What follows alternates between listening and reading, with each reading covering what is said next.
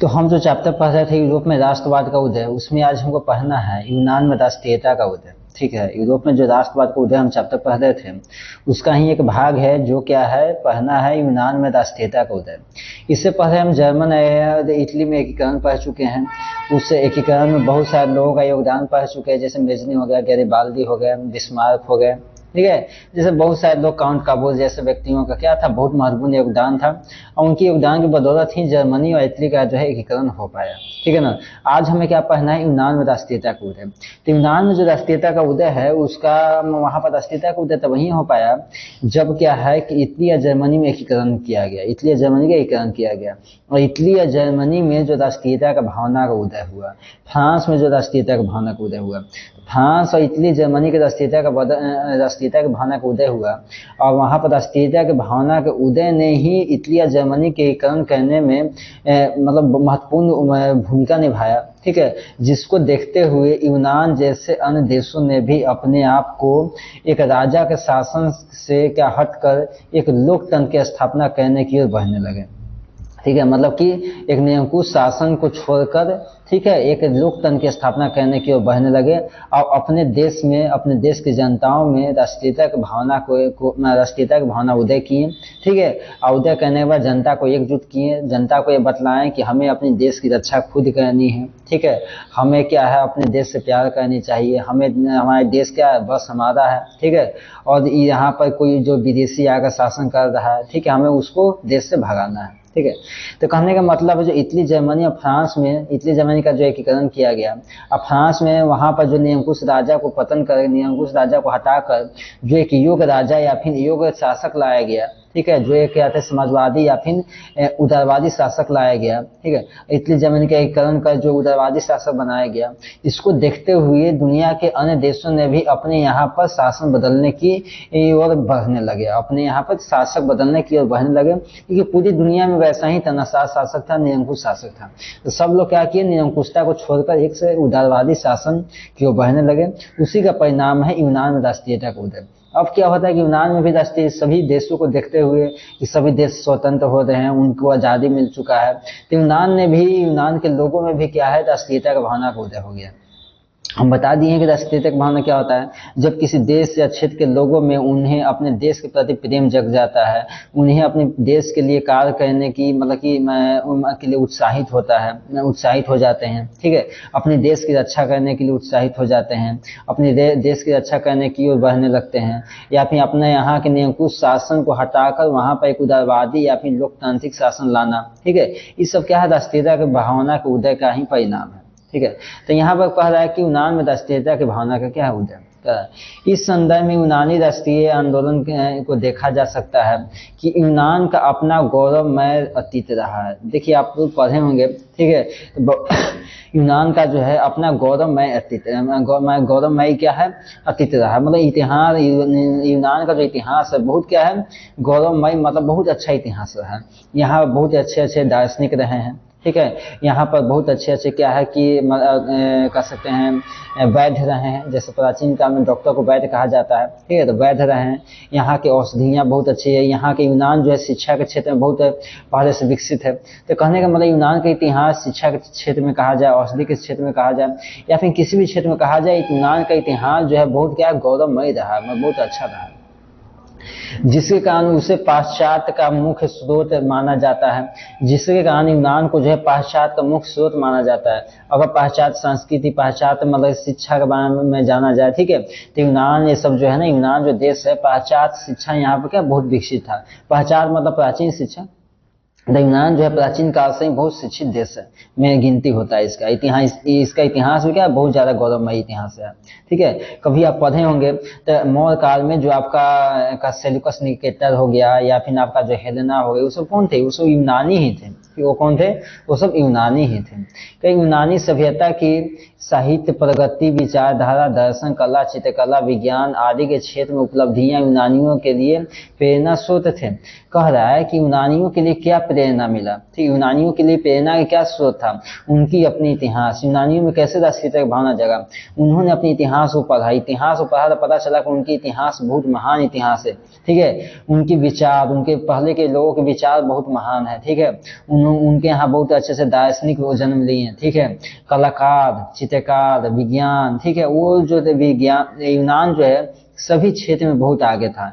और इस समय जो जब करने के बाद जब यहाँ पर राष्ट्रीयता भावना नहीं जगा था, उस समय की बात कर रहे हैं, तो यहाँ पर जो दूसरे देश का गुलाम बन चुका था यूनान, तो उसने देखा कि आज हम क्या है कि दूसरे गुलाम हो गए हैं, ठीक है, हमारी दर्शन, हमारे साहित्य, हमारी कला, हमारी चिकित्सा, विज्ञान, हमारे विचार सब क्या है दब गए हैं इस मतलब कि उपनिवेश के अंदर, ठीक है, तो इसी उपनिवेश के नीचे क्या है सब दब चुका है, कला दब चुका है, संस्कृति दब चुका है, हम अपनी संस्कृति भूल चुके हैं, यहाँ तक कि हम अपने इतिहास प्राचीन व्यक्तियों को भूल चुके हैं जो बहुत अच्छे अच्छे विचार देकर चले गए हैं, ठीक है, जो हमें अपने देश से प्रेम करना सिखाया, ठीक है, हमारे देश के लिए क्या मतलब कहने मतलब हमारा जो इतिहास है, जो क्या कर सकते हैं कि प्राचीन व्यक्ति थे, कहने मतलब जो हमारे पूर्वज थे, वो अपने देश की रक्षा करने के लिए जो है कई मतलब अच्छे अच्छे काम किए थे, ठीक है, हम क्या है उस सब को भूल करके हम दूसरे का उपनिवेश बने हुए हैं। तो उनको जो है ये सब बातों ने, उनकी अपने इतिहास ने ही उनमें राष्ट्रीयता की भावना जगाई,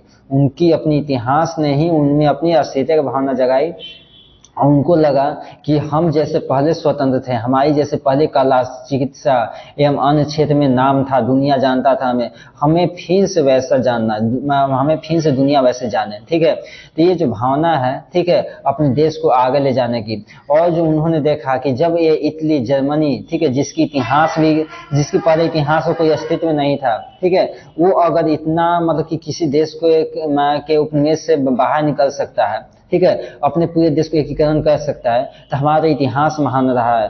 हम तो यहाँ पर क्या है कि हमारे पूर्वज महान रहे हैं, हमारे यहाँ सारी तरह की सुख सुविधाएं हैं, ठीक है, हमारे यहाँ चिकित्सा व्यवस्था है पुरानी, ठीक है, कला है, दर्शन है, यहाँ पर क्या है अच्छे अच्छे दार्शनिक है, तो हम इनको अगर साथ मिला लें तो क्यों नहीं उपनिवेश से बाहर निकल सकते हैं, ठीक है। तो इन्होंने भी अपनी कला, संस्कृति, अपने यहाँ की व्यवस्था को देखा, सबको ठीक किया, और ठीक करके यहाँ पर कहा पहले तो यहाँ पर राष्ट्रीयता की भावना जगा, राष्ट्रीयता की भावना जगा, तो इनमें क्या हो गया कि ये भी क्या हो गया कि अपने यहाँ के निरंकुश राजतंत्र के क्या खिलाफ चल गए, और जाकर क्या हो गया, इन्होंने भी क्या किया, अपने देश को स्वतंत्र कराया, ठीक है। तो आगे हम जो पढ़ना है तो कहा कि यहाँ पर पूर्ण जागरण के काल में ही इसमें प्रेरणा लेकर पाश्चात्य देशों से ने अपनी तरक्की शुरू की। कह रहा है पूर्ण जागरण के काल में, देखिए पूर्ण जागरण जब पूरी दुनिया में आया था तो वो सब जो देश थे पूर्ण जागरण के लिए में जो विकास किए थे देश, ठीक है, तो वो सब देश किससे मतलब प्रेरणा लिए थे, तो वो सब देश यूनान से प्रेरणा लिए थे, ठीक है। तो यूनान को लगा कि जब पूर्ण जागरण के वाले देश जो हमारे देश से प्रेरणा लेकर के दूसरे देश विकास कर गए हैं, हमारा देश जो है खुद किसी और का गुलाम है, तो हम क्यों नहीं विकास कर सकते हैं। जब दूसरा देश हमारे देश से प्रेरणा लेकर खुद का विकास कर सकता है तो हम क्यों किसी का उपनिवेश रहें, ठीक है। तो इन्होंने भी, यूनान ने भी क्या, ये सब बातों को देखते हुए क्या किया, अपना विकास चालू किया। तो यहाँ पूर्ण जागरण काल से ही इससे प्रेरणा लेकर के ही पाश्चात्य देशों ने अपनी तरक्की की थी, ठीक है, मतलब यूनान से ही प्रेरणा लेकर पाश्चात्य देशों ने तरक्की की थी, मतलब पश्चिम के देशों ने।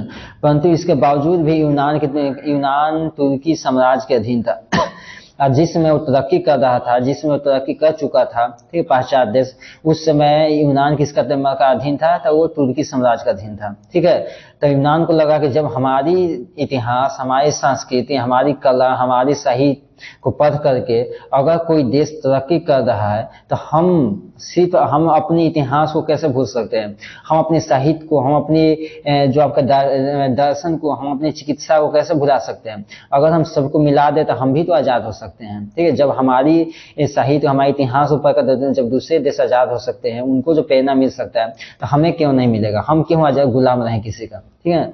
तो कोई फ्रांस क्रांति ने यूनानियों को में राष्ट्रीयता की भावना की लहर डाली, ठीक है। जब फ्रांस क्रांति हुआ तो यूनानियों में क्या हो गया, राष्ट्रीयता की भावना जगा। राष्ट्रीयता की भावना मतलब यूनान को जब देखा यूनानियों ने, फ्रांस को जब देखा यूनानियों ने कि फ्रांस जो अपने निरंकुश राजतंत्र को खत्म करके, ठीक है, और फ्रांसीसी क्रांति के बाद एक लोकतंत्र की स्थापना किया, यूनानियों को भी लगा कि ये जो फ्रांस जो पहले इसका अस्तित्व उतना नहीं था, वो जो है अपनी यहाँ पर निरंकुश राजतंत्र को खत्म करके लोकतंत्र लाया है, तो हमारा तो इतिहास गौरवशाली रहा, हम क्यों नहीं ला सकते हैं, ठीक है।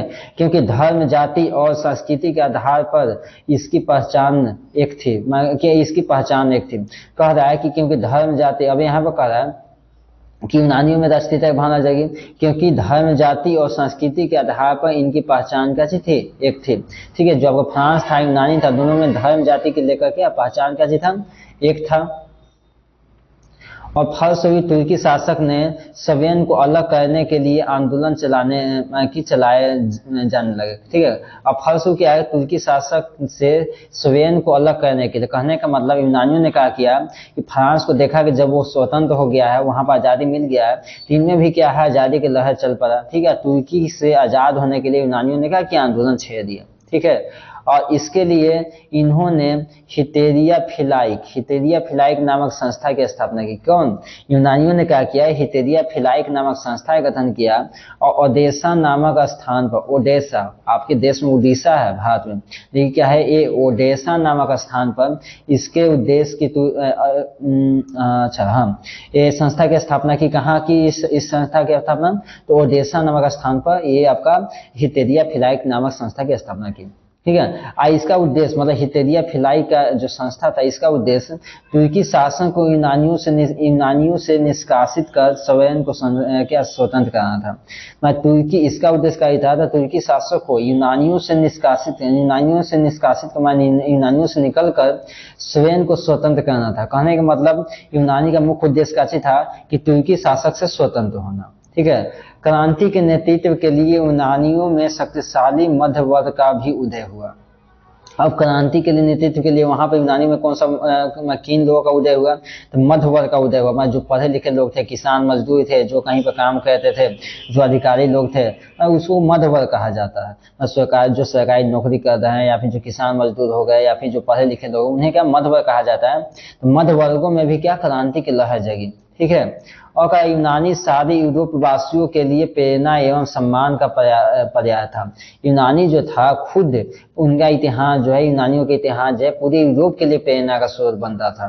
ठीक है, जिसकी स्वतंत्रता के लिए समस्त यूरोप के नागरिकों ने अपनी सरकार की तटस्थता के बावजूद भी उद्धत थे।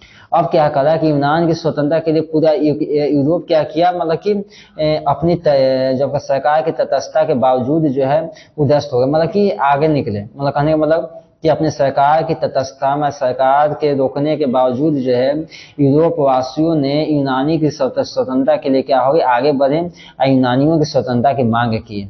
ठीक है, कहने का मतलब अब जो यूनान की स्वतंत्रता, बस यूनान की स्वतंत्रता नहीं रहा, पूरे यूरोप की स्वतंत्रता, मतलब पूरे यूरोप के लोग जो है यूनानियों की स्वतंत्रता के समर्थक हो गए।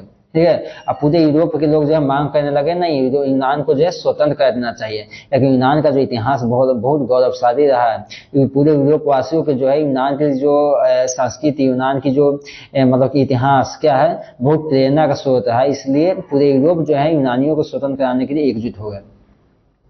इंग्लैंड का महान कवि लॉर्ड बायरन यूनानियों के स्वतंत्रता के लिए यूनान में ही शहीद हो गया। कह रहा है कि इंग्लैंड के महान कवि जो थे लॉर्ड बायरन, यूनानियों की स्वतंत्रता के लिए यूनान में ही शहीद हो गए। लॉर्ड बायरन जो एक महान कवि थे, जो इंग्लैंड के रहने वाले थे, यूनानियों की स्वतंत्रता के लड़ते लड़ते क्या हो गए, एक विदेशी व्यक्ति जो थे यूनानियों की स्वतंत्रता के लिए लड़ते लड़ते क्या हो गए, खुद शहीद हो गए। इससे यूनान की स्वतंत्रता के लिए भी संपूर्ण यूरोप में सहानुभूति की लहर दौड़ पड़ी। और जब एक कवि से क्या हो गए, शहीद हो गए, तो पूरे यूनान में क्या है, स्वतंत्रता की लहर, यूनान की स्वतंत्रता की लहर, पूरे यूरोप में सहानुभूति की लहर दौड़ पड़ी कि एक विदेशी व्यक्ति जो है, एक यूनान देश के लिए, एक विदेशी व्यक्ति जो ब्रिटेन का था, वो यूनान देश की स्वतंत्रता के लिए अपना जान दे दिया। ठीक है, तो इसको देखते हुए पूरे यूरोप के लोगों ने क्या किया, सहानुभूति दिखाया। ठीक है, और यूनान की स्वतंत्रता की मांग करने लगे।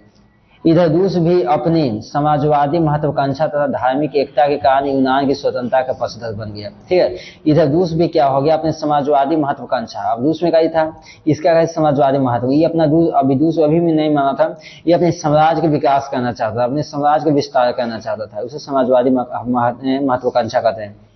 तो अपनी समाजवादी महत्वाकांक्षा को लेकर के और धार्मिक एकता और धर्म की एकता को लेकर के ये यूनान की स्वतंत्रता के पक्षधर बन गया। मैं यूनान की स्वतंत्रता की मांग रूस भी करने लगा। ठीक है, लेकिन रूस का अपना फायदा था, रूस का फायदा क्या था कि अपने साम्राज्य का और विस्तार करना चाहता था, ये चाहता था कि यूनान हमारे साम्राज्य में आ जाए। ठीक है, और धार्मिक एकता, और ये चीज चाहता था कि जो यूनान के जो लोग हैं उनका धर्म हमारा धर्म क्या है, एक हो जाए। तो धार्मिक एकता के चलते क्या है, रूस जो है यूनान की स्वतंत्रता की मांग करने लगा। अब कह रहा है कि यूनान में विस्फोटक स्थिति तक और बन गई थी। ठीक है, अब कह रहा है यूनान में विस्फोटक स्थिति तब बन गई थी जब तुर्की शासकों द्वारा यूनानी स्वतंत्रता संग्राम में संलग्न लोगों को बुरी तरह से कुचलना शुरू कर दिया। तो यूनान के विस्फोटक उस समय यूनान जो विस्फोटक स्थिति तब पैदा हो गई जब तुर्की शासकों द्वारा यूनान की स्वतंत्रता संग्राम में संलग्न, यूनान में जो स्वतंत्रता संग्राम में शामिल लोग थे उनको कुचल दिया गया, उनको दबा दिया गया, दबाने लगा गया। 1821 में अलेक्जेंडर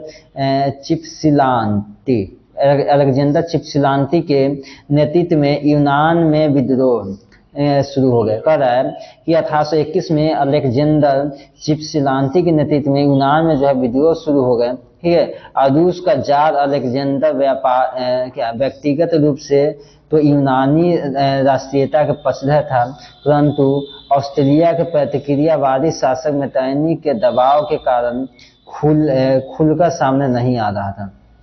कह रहा है कि परंतु रूस का जो जार अलेक्जेंडर व्यक्तिगत रूप से मतलब वो खुद जो है क्या था कि यूनान की स्वतंत्रता का पक्षधर था। मतलब रूस का जो जार था, जार अलेक्जेंडर, वो चाहता था कि यूनान जो है स्वतंत्र हो जाए। ठीक है, परंतु ऑस्ट्रेलिया के प्रतिक्रियावादी शासक मेटरनिख के परंतु क्या है कि मेटरनिख के दबाव के कारण ऑस्ट्रेलिया के जो प्रतिक्रियावादी शासक मेटरनिख था उसके दबाव के कारण जो है वो खुलकर सामने नहीं आता था। कौन? रूस का जार अलेक्जेंडर जो है खुलकर सामने नहीं आता था कि यूनान को जो है स्वतंत्र कराया जाए। अब बाकी सारा यूरोप जो है यूनान की स्वतंत्रता के लिए खुलकर सामने आ गया था। जब नया जार निकोलस आया तो उसने खुलकर यूनानियों को समर्थन किया, लेकिन जब रूस का जो नया जार निकोलस आया जो मेटरनिख का कंट्रोल में नहीं था, वो आया तो खुलकर जो यूनानियों की स्वतंत्रता की मांग करने लगा, खुलकर यूनानियों की स्वतंत्रता के साथ हो गया। ठीक है, और अप्रैल 1826 में ग्रेट ब्रिटेन और रूस में एक समझौता हुआ। और 1826 में क्या हो गया? ग्रेट ब्रिटेन और रूस में एक समझौता हुआ कि वे तुर्की यूनान विवाद के मध्यस्थता करेंगे। ठीक है, कि वे तुर्की और यूनान विवाद की मध्यस्थता करेंगे। ठीक है, क्या समझ रहा? ग्रेट ब्रिटेन और रूस में एक समझौता हुआ कि वो जो है तुर्की और यूनान विवाद की, जो तुर्की और यूनान में जो युद्ध चल रहा है उसकी क्या करेंगे? समझौता करेंगे, मध्यस्थता करेंगे। अब फ्रांस का राजा चार्ल्स 10 भी यूनानी स्वतंत्रता में दिलचस्पी लेने लगे। अब फ्रांस का जो राजा चार्ल्स 10 थे वो भी क्या है आगे चल के यूनानी, अब देख रहे हैं कि आपको पूरा यूरोप जो है, पूरा यूरोप के जो अलग अलग देश जो है धीरे धीरे क्या है कि यूनानी स्वतंत्रता में दिलचस्पी लेने लगा। कहने का मतलब यूनान को स्वतंत्र करने के लिए आगे बढ़ने लगा। ठीक है, 1827 में लंदन में एक सम्मेलन हुआ जिसमें इंग्लैंड, फ्रांस, रूस ने मिलकर के तुर्की के खिलाफ तथा यूनानियों के समर्थन में कार्रवाई करने का निर्णय लिया। कह रहा है कि 1827 में लंदन में एक सम्मेलन हुआ जिसमें इंग्लैंड, फ्रांस और रूस तीनों बड़ी देश जो था तुर्की के खिलाफ और यूनान के समर्थन में क्या किया? कार्रवाई किया। ठीक है, उसको माकी यूनान को स्वतंत्र कराने के लिए तुर्की के खिलाफ। इस प्रकार तीनों देशों की संयुक्त सेना जो है नावादीनो की खाड़ी में तुर्की के खिलाफ एकत्रित हुए। इस प्रकार है कि तीनों देशों की संयुक्त सेना जो है नावादीनो की खाड़ी में किसके खिलाफ? तुर्की के खिलाफ जो एकत्रित हुए और तुर्की के समर्थन में सिर्फ मिस्र की सेना थी। तुर्की के साथ सिर्फ मिस्र था, यूनान के साथ आपका हो जाएगा कौन? फिर आपका ब्रिटेन हो गया, फ्रांस हो गया और कौन? इंग्लैंड। आपका ब्रिटेन, फ्रांस और रूस हो गया। तो ब्रिटेन, फ्रांस और रूस की सेना अलग। ठीक है, आपका यूनान के साथ एक मिस्र था जो दोनों क्या है लड़ रहा था। ठीक है, युद्ध में मिस्र तुर्की की सेना को बुरी तरह से पराजित हुई। ठीक है, अब युद्ध हुआ तो युद्ध में क्या हो गया कि मिस्र और तुर्की की सेना क्या बुरी तरह से पराजित हो गया। अब अंत 1829 में एड्रियानोपोल की संधि हुई। क्या हो गया? 1829 में क्या हो गया? एड्रियानोपोल की संधि हुआ जिसके तहत तुर्की के नाम मात्र के प्रभुता में यूनान को स्वायत्तता देने की बात तय हुई। ठीक है, जिसके तहत तुर्की की नाम मात्र की प्रभुता में, ठीक है, यूनान का स्वायत्तता देने का बात हुआ। नाम मात्र की प्रभुता कहने का मतलब है कि तुर्की का प्रभुत्व रहेगा लेकिन नाम मात्र का रहेगा, किसी काम का नहीं रहेगा। ठीक है, और क्या किया जाएगा कि अब यूनान को स्वतंत्र किया जा रहा है, तो मैं तुर्की का प्रभुत्व रहेगा लेकिन नाम मात्र का रहेगा, कोई काम का नहीं रहेगा और तुर्की को स्वतंत्र किया जा रहा है, ऐसा संधि किया गया। परंतु यूनानी राष्ट्रवादियों ने संधि के बातों को मानने से इनकार कर दिया। परंतु यूनानियों ने क्या किया कि संधि के बात को मानने से क्या किया? इनकार कर दिया। ठीक है ना। उधर इंग्लैंड तथा फ्रांस भी यूनानी पर रूस के प्रभाव की अपेक्षा इसकी स्वतंत्र देश बनाने के बेहतर मानते थे। ठीक है, अब क्या कह रहा है कि उधर इंग्लैंड और फ्रांस भी चाहता था कि यूनान को पूरी तरह से स्वतंत्र कराया जाए, रूस के अंदर नहीं रखा जाए, मतलब रूस का प्रभुत्व इसमें न रहे बल्कि पूरी तरह से स्वतंत्र कराया जाए। रूस चाहता था कि यूनान पे कब्जा हमारा हो जाए, तो फ्रांस इंग्लैंड क्या चाहता था, नहीं, जो यूनान है पूरी तरह स्वतंत्र हो जाए, इस पर किसी का कब्जा न रहे। फलस्वरूप 1832 में यूनानी को एक स्वतंत्र राष्ट्र घोषित कर दिया गया। ठीक है, फलस्वरूप 1832 में क्या किया गया, 3 साल बाद यूनान को एकदम स्वतंत्र राष्ट्र घोषित कर दिया, ना तो तुर्की का कब्जा रहा, ना ही रूस का कब्जा रहा। अब बवेरिया, और क्या कहा, बवेरिया के शासक ओटो को स्वतंत्र यूनान का राजा घोषित किया गया। और जो बवेरिया के शासक थे ओटो, उनको स्वतंत्र यूनान का राजा घोषित किया गया।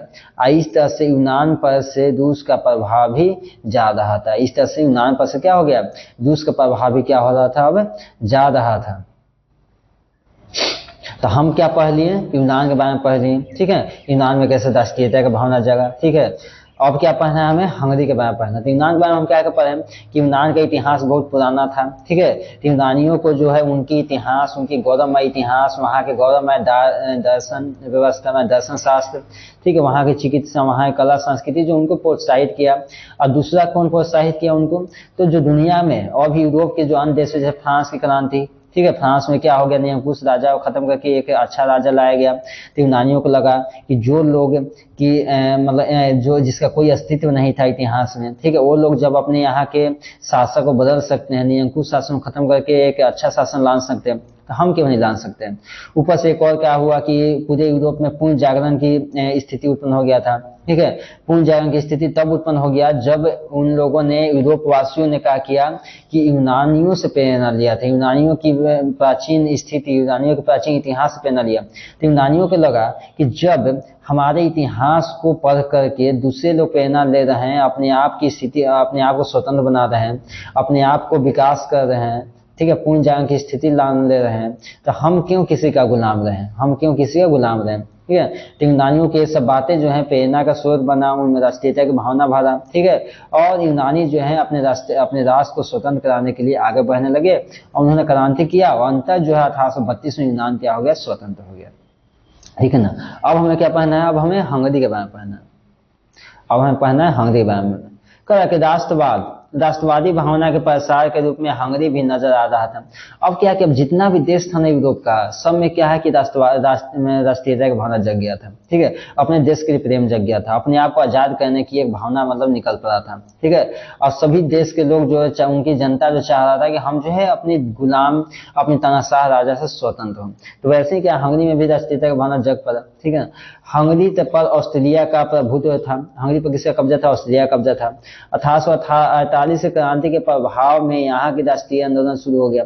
जब 1848 में मेटरनिक युग का अंत हो गया, ठीक है, तो वहां पर क्या हो गया, हंगरी में भी क्या हो गया कि क्रांति की लहर चल पड़ा, जहां पर आंदोलन का नेतृत्व कोसुत और फ्रांसिस डिक नामक क्रांतिकारी के द्वारा किया जा रहा था। जहां पर आंदोलन का नेतृत्व किसके द्वारा किया जा रहा था, तो कोसुत और फ्रांसिस डिक। हंगरी में क्रांति का नेतृत्व किसके द्वारा किया जाता है, तो कोसुत और फ्रांसिस डिक के द्वारा क्रांति का नेतृत्व किया जा रहा था। कोसुत जो लोकतांत्रिक विचारों का समर्थक था, ठीक है ना, और वे वर्गहीन समाज की अपने विचारों को जनता तक पहुंचाकर शुरू किया। कह रहा है कि आपका कोसुत जो थे क्या थे, लोकतांत्रिक विचारों का समर्थक थे, मतलब वो लोकतंत्र की स्थापना करना चाहते थे। और उनके वर्गहीन समाज में क्लासलेस सोसाइटी, मतलब कोई क्लास, मतलब कोई वर्ग नहीं रहेगा, ठीक है ना, सब क्या रहेंगे, एक समान रहेंगे। तो उन्होंने क्या किया कि वर्गहीन समाज की अपने विचारों को जनता तक पहुंचाया। उन्होंने अपने जनता तक कहा कि यहाँ पर कोई अलग नहीं है, सब क्या है, बराबर, यहाँ कोई किसी वर्ग का नहीं है, सब क्या है, वर्ग है, बराबर। मतलब उन्होंने वर्गहीन समाज, मतलब इस सबको एकजुट करने का कोशिश की है। ठीक है, जो उनका विचार था जिस पर प्रतिबंध लगा दिया गया, और उनको वर्गहीन समाज बनाने की जो विचार था उस पर प्रतिबंध लगा दिया गया। अब फ्रांस में लुईस फिलिप के पतन का हंगरी के राष्ट्रवादी आंदोलन का विशेष प्रभाव पड़ा। ठीक है, अब फ्रांस में जो लुई फिलिप्स का पतन था उस पर किसका प्रभाव पड़ा, तो हंगरी के राष्ट्रवादी आंदोलन का विशेष प्रभाव पड़ा था, कि जो फ्रांस में पतन हुआ था। ठीक है। और कहने के मतलब एक देश में कहीं राष्ट्रीयता आंदोलन जग रहा है तो उसके बगल वाला देश में क्या प्रभाव पड़ रहा है, उसके बगल वाला देश के लोगों में भी क्या, वहां के लोगों में क्या राष्ट्रीयता का भावना जग रहा है, ठीक है। उनको भी लग रहा है कि नहीं हमें भी अपनी आजादी चाहिए, वो भी अपनी आजादी की पाने के लिए क्या है आंदोलन शुरू कर दे रहे हैं। तो ये क्या कि एक देश में क्रांति हुआ दूसरे देश में उसका प्रभाव पड़ा। कोसुस ने ऑस्ट्रेलिया अधीन का विरोध करना शुरू किया, ठीक है, तथा व्यवस्था के बदलाव की मांग करने लगा, ठीक है।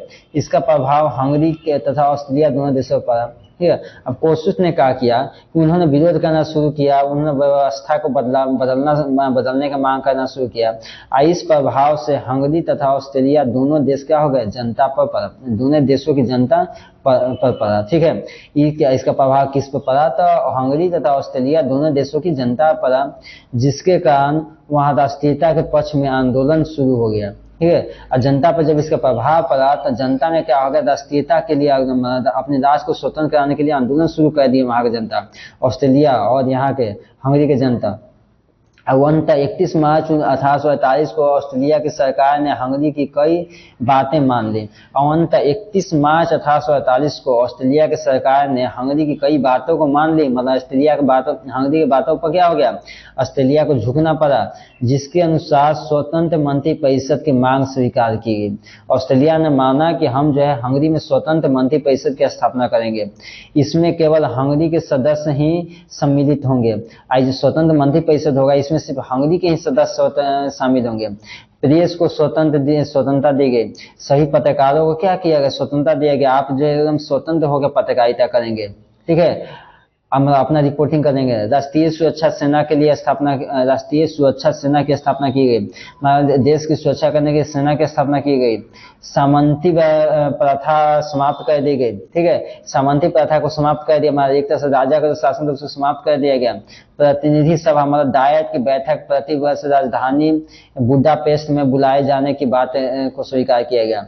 और क्या किया गया कि प्रत्येक वर्ष जो है आपको डायट में जो है आपका सभा बुलाया जाएगा, ठीक है, प्रतिनिधि सभा बुलाया जाएगा और वहां पर देश के विकास के लिए फैसला किया जाएगा। इस प्रकार आंदोलन ने हंगरी के राष्ट्रीयता अस्मिता प्रदान की, ठीक है। इस प्रकार आंदोलन ने क्या किया, हंगरी को राष्ट्रीयता एवं अस्मिता प्रदान की, हंगरी को जो है आजाद करा दिया, ठीक है। तो आप देखिए कि हंगरी में भी जो राष्ट्रीयता का भावना जगा, ठीक है, उन्होंने क्या किया, दूसरे देशों से प्रेरणा लिया, उसके बाद क्या हो गया, यहाँ पर राष्ट्रीयता की भावना जगा, ठीक है।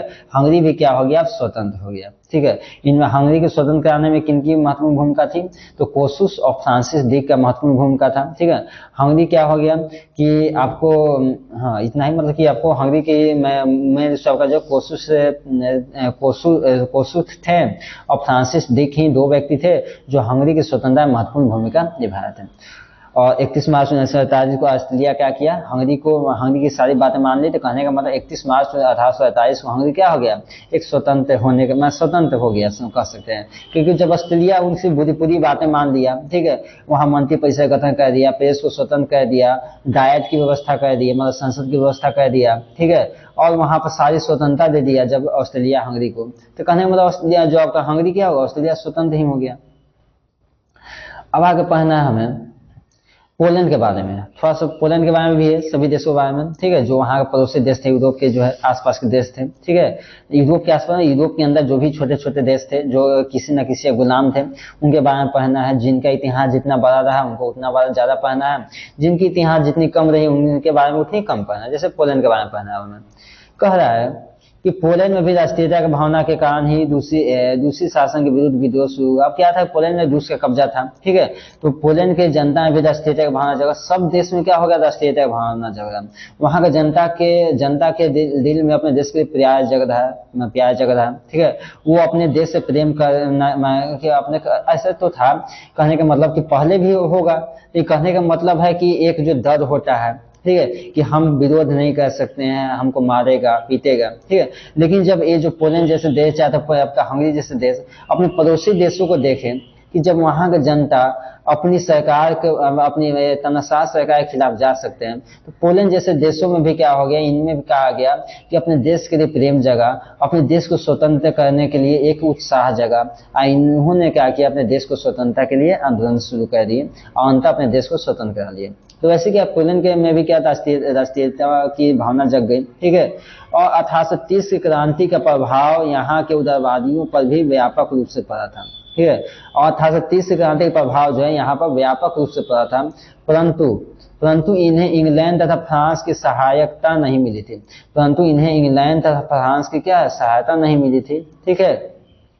और इस समय रूस ने पोलैंड के विद्रोह को कुचल दिया, ठीक है। अब क्या करा कि अब इस सबको हंगरी को सहायता मिल गया था, ठीक है। और जो है आपका क्या कह रहा है कि आपको यूनान को सहायता मिल गया, तो वो सब तो क्या हो गया, क्या आजाद हो गया। लेकिन पोलैंड को जो है ना तो इंग्लैंड का सहायता मिला, ना ही आपका फ्रांस का सहायता मिला, जिसके कारण जो है पोलैंड में राष्ट्रीयता भावना तो होगा, लेकिन पोलैंड जो स्वतंत्र नहीं हो गया, पोलैंड के जो विद्रोह को दबा दिया गया, ठीक है। ठीक है, बोहेमिया जो ऑस्ट्रेलिया शासन के अंतर्गत आता था। बोहेमिया किसके शासन के अंतर्गत आता था, तो ऑस्ट्रेलिया शासन के अंतर्गत। देखिए आपका पोलैंड जो है रूस के अंदर पोलैंड पे रूस का शासन था, वैसे बोहेमिया पर किसका शासन था, आपका ऑस्ट्रेलिया का शासन था। भी ऑस्ट्रेलिया के शासन के अंतर्गत आता था, और भी हंगरी के घटना चक्र का प्रभाव पड़ा। अब इस पे किस बोहेमिया को लोग किसको मतलब देख करके प्रभावित हुए, किसको देखकर इनमें प्रेरणा राष्ट्रीयता की भावना जगा, तो इन्होंने हंगरी को देखा, हंगरी को देखकर इनमें क्या प्रेरणा की भावना जग गया, ठीक है। अब बोहेमिया की बहुसंख्यक चैक जाति की क्या स्वायत्ता शासन की मांग को में स्वीकार किया गया, ठीक है। अब बोहेमिया में जो चैक जाति रहते थे, उन्होंने क्या किया, आंदोलन किया, उन्होंने स्वायत्ता शासन मतलब अपना शासन स्थापित करने की मांग की, और उन्होंने उनको मांग को क्या किया गया, स्वीकार किया गया। परंतु आंदोलन में हिंसात्मक रूप धारण कर लिया, परंतु आंदोलन ने क्या किया, हिंसात्मक रूप धारण कर लिया, ठीक है, जिसके कारण ऑस्ट्रेलिया द्वारा क्रांतिकारियों का सख्ती से दमन कर दिया गया। इस प्रकार बोहेमिया में होने वाले क्रांति आंदोलन को की उपलब्धियां अस्थायी न रह सकी, ठीक है। इस प्रकार जो है बोहेमिया जो क्रांति के लिए तो निकला था, लेकिन यहाँ पर जो पहले कुछ बातों को ऑस्ट्रेलिया मान रहा था, लेकिन जैसे ही क्रांति जो हिंसात्मक हो गई थी, पहले ऑस्ट्रेलिया बात मान रहा था, ठीक है, जब वहां पर आंदोलन हुआ था बोहेमिया में, लेकिन जैसे ही जब बोहेमिया के आंदोलन जब हिंसात्मक हो गया, ठीक है, पहले शांति से मांग रहा था तो ऑस्ट्रेलिया मान रहा था, लेकिन जैसे ही बोहेमिया के आंदोलन जब हिंसात्मक हो गया, मतलब हिंसा को उतर गया, ऑस्ट्रेलिया ने वहां क्रांति का दमन करने लगा, और दमन करके अंततः क्या हो गया, क्रांति को शांत करा दिया, अंततः क्या किया, क्रांति को शांत करा दिया। तो आज हम मतलब कि जितना भी यूरोप के अन्य भी देश थे जहां पर क्या क्रांति की लहर चली थी, राष्ट्रीयता भावना जगा था, वहां के लोगों ने क्रांति की और अपने राष्ट्र को कुछ लोग आजाद भी करा ले गए, अब कुछ क्या हो गया, आजाद कराने में असफल हो गए। तो सभी लोगों के बारे में क्या किया, हम लोगों ने जाना, ठीक है। अब क्या है कि यूरोप में राष्ट्रवाद का जो उदय है, ये चैप्टर है, इसमें जितना भी क्रांति हुआ, इसका क्या परिणाम है, इस परिणाम को क्या है कि अब हम अगले क्लास में पढ़ेंगे, ठीक है ना।